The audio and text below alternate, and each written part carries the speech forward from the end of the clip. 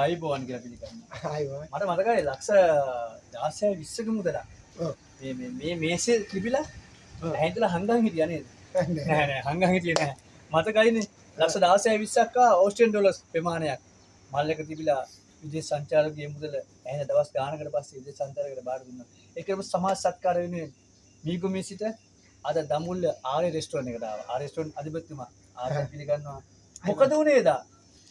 දැන් මෙහෙමයි වුනේ. එයා දවල් කෑම ගන්න ආවා. එයාට කෑම රසය වැඩි වෙලා. ඊට පස්සේ අතන ටේබල් එකේ තමයි එයා කාලා තිබ්බේ.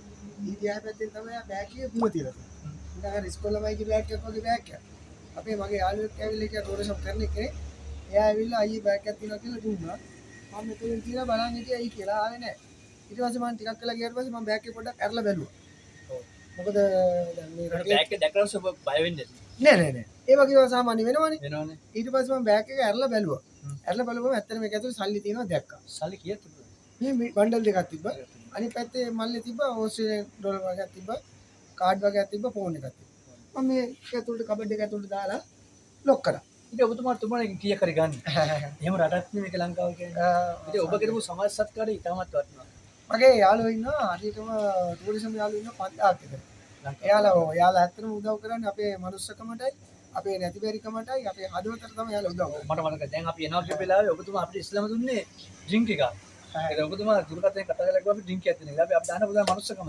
ඒ සඳහන් දවසේ අපි ආවේ. අපි දුර ගමනක් කරන ගමන් තමයි අපි ඔබතුමා පල්ලේ යන්නේ. ඉතින් ගොඩක් සතුටුයි. විශේෂ නම් මොකුත් කියන්න තියනවාද? අපි ආරාධනා කරනවා ටුරිස්ට් කරන මහත්තුන්ට ඔබ යාවත හොඳම ස්ථානය ආර්ය රෙස්ටුරන්ට් එකේ දඹුල්ල ඉනාම අලුවත් මැද තියෙන්නේ.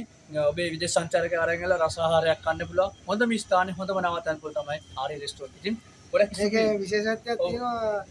අපේ සාමාන්‍ය කෑම එකක් ඇත්තටම 2500යි. ලංකාවේ අයට 1700යි. හැබැයි සල්ලි නැති ඕන කෙනෙකුට මේකෙන් කාලය යන්න පුළුවන්. මම අහන්නේ නැහැ ඇයි කෑවේ කියලා. ඔන්න තව දෙයක් තියෙනවා. සල්ලි නැති ඕනම කෙනෙක් ඇවිල්ලා සල්ලි නැත්තම් නිකන් කන්න ඕන. නිකන් කන්න පුළුවන් ආර්ය රෙස්ටුරන්ට් එකේ දඹුල්ල. ඉතින් ගොඩක් ස්තුතියි අද දවස් අපි ලබා දුන්නට.